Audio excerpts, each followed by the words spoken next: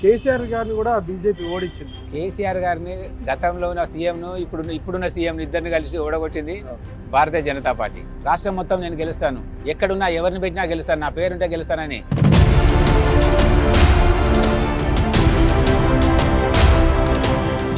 బండారు దత్తాత్రేయ గారు గవర్నర్గా ఉన్నారు. ఆయన మీ రిలేషన్, దగ్గర రిలేషన్ ఎట్లా ఉంటాయి? ఆయనతో మీకు పరిచయాలు, రాజకీయంగా మీతో ఎట్లా ఉంటారు? నేను గతంలో ఆయన అధ్యక్షుడు ఉన్నప్పుడు పార్లమెంట్ ఎన్నికల్లో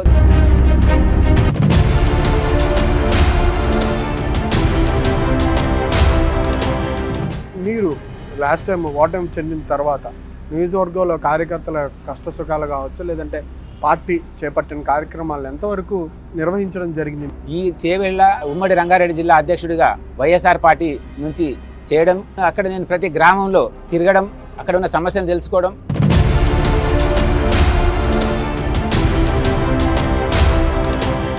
నియోజకవర్గానికి సంబంధించి ఎట్లా ఉండబోతున్నాయి, భవిష్యత్ ప్రణాళిక ఏంటి, ఎట్లాంటి పర్యటనలు చేయబోతున్నారు? ఈరోజు టికెట్ ఎవరికి ఇస్తారో అనేది ఒక కాంపిటీషన్. ఇక్కడ ఒక దాదాపు 6 మంది అడుగుతున్నారు అనేది తెలుస్తూ ఉంది.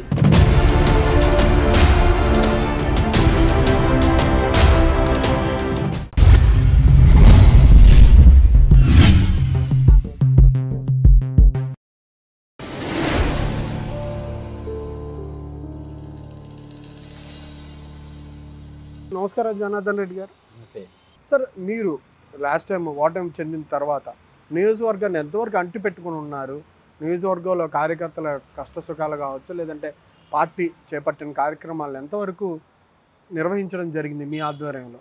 నేను పార్టీ గతంలో ఎన్నికల సమయంలో కూడా కేవలం నాకు 2 రోజుల ముందు, నామినేషన్ కంటే 2 రోజుల ముందే కన్ఫర్మ్ చేసి ఈ నియోజకవర్గానికి పంపడం జరిగింది. నాకున్న పాత అనుభవం, గతంలో నేను 1991 నుంచి భారతీయ జనతా పార్టీలో ఉన్న. ఈ చేవెళ్ళ ఉమ్మడి రంగారెడ్డి జిల్లా అధ్యక్షుడిగా వైఎస్ఆర్ పార్టీ నుంచి చేయడం, అక్కడ నేను ప్రతి గ్రామంలో తిరగడం, అక్కడ ఉన్న సమస్యను తెలుసుకోవడం, అది నాకు చాలా ఉపయోగపడింది. ఎన్నికలకు వచ్చే వరకు సోమవారం నామినేషన్ చివరి రోజు అయితే నాకు శనివారం నాడు కన్ఫర్మేషన్ ఇచ్చారు. అయినా ఈ పెద్ద నియోజకవర్గం, ఈరోజు మల్కాజ్గిరి తర్వాత చేవెళ్ళనే పెద్ద నియోజకవర్గం, విస్తీర్ణంలో పెద్దది, జనంలో ఎక్కువ సంఖ్య ఉన్నది.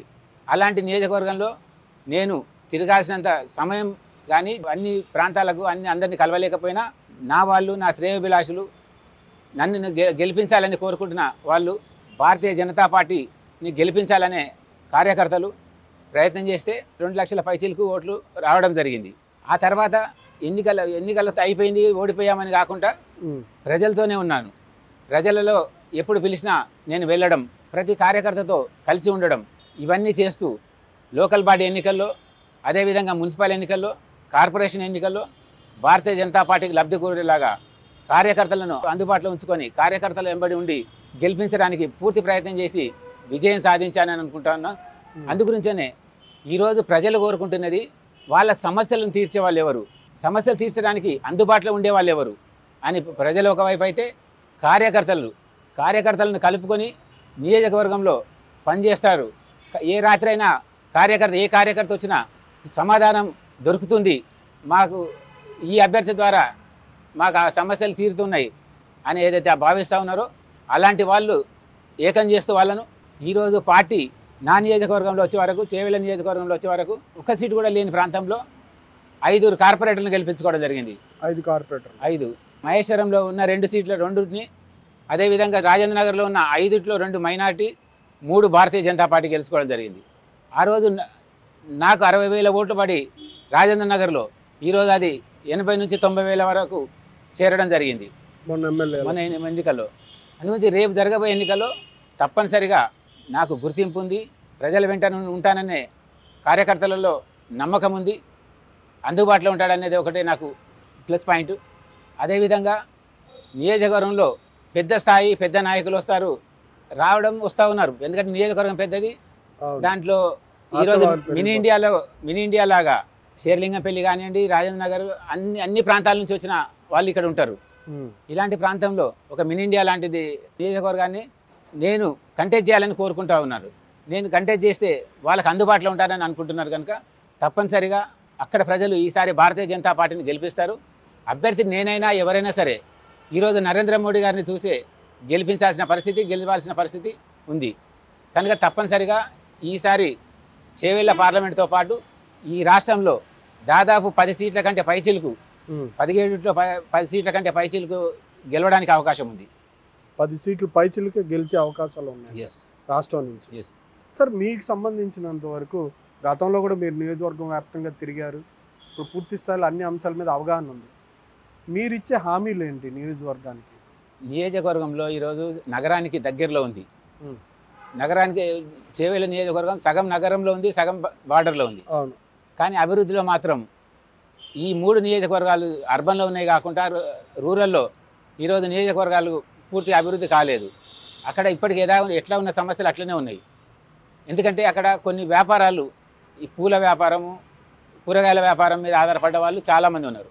దానికి తోడు అన్ఎంప్లాయ్మెంట్ ఎక్కువ ఉంది. అన్ఎంప్లాయ్మెంట్ను ఏ విధంగా మనం సాల్వ్ చేయడానికి అవకాశం ఉందో ఆ విధంగా ఎంతైతే అంత టూరిజం డెవలప్మెంట్ చేస్తే కొంత అభివృద్ధి చెందుతుంది. ఆ టూరిజం డెవలప్మెంట్కు అవసరాలు అక్కడ ఉన్న అనంతగిరి కొండలు, పద్మనాభ స్వామి ఆలయం, అక్కడున్న ప్రాంతాన్ని అభివృద్ధి చేస్తే అక్కడ కొంతవరకు ఎంప్లాయ్మెంట్ వస్తుంది యువతకు. అదేవిధంగా తాండూరుకు వచ్చే వరకు తాండూరులో అనేక ఫ్యాక్టరీలు ఉన్నాయి, ఈ బండల ఫ్యాక్టరీస్, ఇలాంటి ఫ్యాక్టరీలు చాలా ఉన్నాయి. అక్కడ పొల్యూషన్ ప్రాబ్లం ఉంది. అక్కడ మెడికల్ కాలేజ్ అన్నాము, లాస్ట్ టైం దాన్ని మేము అన్నందుకే అక్కడ మెడికల్ కాలేజ్ వస్తుంది. మీరు అన్నందుకే వస్తుంది. అదేవిధంగా రోడ్డు కనెక్టివిటీ జరుగుతూ ఉంది. ఎందుకంటే ఇది పార్టీలు చెప్పినా చెప్పకపోయినా భారతీయ జనతా పార్టీ ఒకటే, ప్రతి గ్రామానికి రోడ్ కనెక్టివిటీ ఉండాలి అనే, అభివృద్ధి చెందాలంటే ఆ ప్రాంతాలన్నీ కూడా రోడ్ కనెక్టివిటీ ఉంటే బయటికి రావడానికి అవకాశం ఉంటుంది.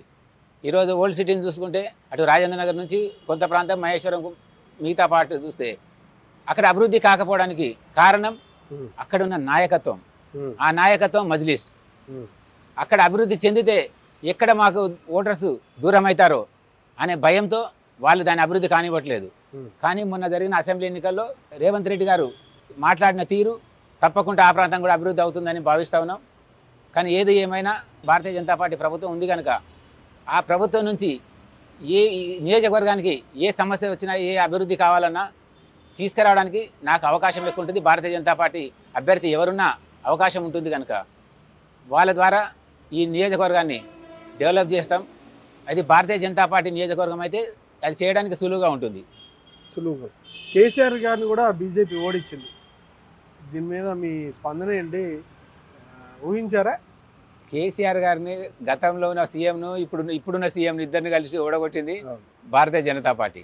దాని వల్ల ఓవర్ కాన్ఫిడెన్స్తో రాష్ట్రం మొత్తం నేను గెలుస్తాను, ఎక్కడున్నా ఎవరిని పెట్టినా గెలుస్తాను, నా పేరుంటే గెలుస్తానని కేసీఆర్ గారు భావించిందని, ఎవరు పెట్టినా కాదు నిన్నే ఓడిస్తామని అక్కడ లోకల్ ప్రజలు భారతీయ జనతా పార్టీ అభ్యర్థిని గెలిపించారు. అదేవిధంగా ఇటు రేవంత్ రెడ్డిని ఆయన నియోజకవర్గంలో గెలిపిస్తూ ఆయన సీఎం ఆయన గెలవాలి అనుకున్నారు, అందుకని ఇక్కడ నుంచి గెలిపించారు. అక్కడ ఓడగొట్టారు. ఇద్దరి ఓటమి భారతీయ జనతా పార్టీ చేతిలోనే జరిగింది. రేపు రాబోయే కాలంలో కూడా భారతీయ జనతా పార్టీ చేతిలో ఈ 2 పార్టీలు కూడా ఓడిపోతాయి, భారతీయ జనతా పార్టీ గెలుస్తుందని భావిస్తాను. నియోజకవర్గానికి సంబంధించి ఎట్లా ఉండబోతున్నాయి భవిష్యత్ ప్రణాళిక ఏంటి? నియోజకవర్గంలో ఎట్లాంటి పర్యటనలు చేయబోతున్నారు? అంటే ఒకటి, ఇప్పుడు మేము ఆ రోజు నుంచి ఈ రోజు వరకు అందరి ఎక్కడ అందుబాటులో ఉన్నాము. ఎవరు పిలిచినా, ఇండివిజువల్గా పిలిచినా వాళ్ళ దగ్గరికి వెళ్ళడం, వాళ్ళతో మాట్లాడడం, వాళ్ళ సమస్యలు తెలుసుకోవడం, లేదనుకుంటే ఏదైనా ఫంక్షన్స్ ఉన్నా అలాంటి కార్యక్రమాలకైనా పిలిస్తే పోతున్నాం. ఈరోజు టికెట్ ఎవరికి ఇస్తారో అనేది ఒక కాంపిటీషన్. ఎందుకంటే ఇక్కడ ఒక దాదాపు 6 మంది అడుగుతున్నారనేది తెలుస్తూ ఉంది. అందులో 2 మాత్రమే పోటీ. గతంలో పోటీ చేసిన అభ్యర్థి, వేరే పార్టీ నుంచి పోటీ చేసిన అభ్యర్థి ప్రస్తుతం ఈ పార్టీలో అడుగుతూ ఉన్నాడు. ఈ పార్టీ నుంచి పోటీ చేసిన అభ్యర్థిగా నేనున్నా. ఇంకొక అభ్యర్థి కూడా ఈ పార్టీ అలయన్స్తో పోటీ చేశాడు. ఎవరున్నా కానీ పార్టీ నిర్ణయిస్తే తప్పనిసరిగా భారతీయ జనతా పార్టీ గెలుస్తుందని భావిస్తూ ఉన్నాం కనుక అందులో నాకు ఇస్తారా లేకపోతే కొత్తగా వచ్చిన వాళ్ళకి ఇస్తారా? గతంలో 91 నుంచి నేను ఇక్కడ భారతీయ జనతా పార్టీలో ఒక కార్యకర్తగా భారతీయ జనతా పార్టీ పోటీ చేయమంటే చేస్తూ ఉన్నాము, లేదు పార్టీకి పనిచేయాలంటే పార్టీకి పనిచేస్తూ ఉన్నాం. కనుక నాకు టికెట్ ఇస్తే నేను తప్పకుండా ఇక్కడ ఉన్న సమస్యలను తీర్చడానికి ప్రయత్నం చేస్తాను. అదేవిధంగా నియోజకవర్గంలో, చేవెళ్ళ పార్లమెంటు నియోజకవర్గంలో ప్రతి గ్రామాన్ని అభివృద్ధి చేయడానికి ప్రయత్నం చేస్తానని భావిస్తా ఉన్నాను. సార్, చివరిగా బండారు దత్తాత్రేయ గారు గవర్నర్గా ఉన్నారు. ఆయన మీ రిలేషన్, దగ్గర రిలేషన్. ఎట్లా ఉంటాయి ఆయనతో మీకు పరిచయాలు? అంటే రాజకీయంగా ఆయన మీతో ఎట్లా ఉంటారు? చేయడానికి వీల్లేదు, ఎందుకంటే గవర్నర్ పోస్ట్ కదా. ఆ, సరే ఇంటర్నల్గా ఎట్లున్నారు, ఆ గతంలో ఎట్లున్నారంటే ఆయన అందరూ ఇప్పుడు భారతీయ జనతా పార్టీ నాయకులు ముఖ్యంగా వెంకయ్య నాయుడు గారు కానివ్వండి, ఆ తర్వాత వచ్చిన బండారు దత్తాత్రేయ గారు, వీళ్ళందరూ కూడా డాక్టర్ లక్ష్మణ్ గారు, కిషన్ రెడ్డి గారు, వీళ్ళందరూ కూడా అందరితో కూడా సత్సంబంధాలు ఉన్నాయి నాకు. కిషన్ రెడ్డి గారు దగ్గరగా ఉండి ఎక్కువ సమయం ఇచ్చి ఒకరికొకరం పనిచేసిన వాళ్ళం. అదేవిధంగా డాక్టర్ లక్ష్మణ్ గారు ఈరోజు పార్టీకి, నేను గతంలో ఆయన అధ్యక్షుడు ఉన్నప్పుడు నేను సెక్రటరీగా పనిచేశాను. అప్పుడు ఆయన అధ్యక్షతనే అసెంబ్లీ ఎన్నికలు జరిగినాయి, పార్లమెంట్ ఎన్నికలు జరిగినాయి. పార్లమెంట్ ఎన్నికల్లో దాదాపు 4 సీట్లను గెలవడం, ఇప్పుడు చేవెళ్ళ, మెదక్, మహబూబ్ నగర్, మల్కాజ్గిరి ఇది నియోజకవర్గాల్లో దాదాపు 2 లక్షల పైచీలకు 3 లక్షల వరకు ఓట్లు రావడం జరిగింది.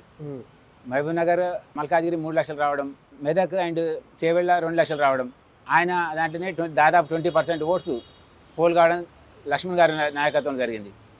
అందరితో కూడా దాదాపు నేను సత్సంబంధాలు ఉన్నాయి కనుక నాకు ఎవరు కూడా అందరూ సమానులే భావిస్తూ ఉన్నాను. అందరు నన్ను కూడా సమానంగా చూస్తున్నారని భావిస్తున్నాను. అందరు సమానంగా. కేంద్ర ప్రభుత్వ పథకాలు ఎంతవరకు ప్రజల్లోకి వెళ్తున్నాయి? మీకు ఇక్కడ బాగా నచ్చిన పథకం ఏంటి? ఇక్కడ కేంద్ర ప్రభుత్వం నుంచి వస్తున్న పథకాలన్నీ కూడా బాగానే జరుగుతున్నాయి.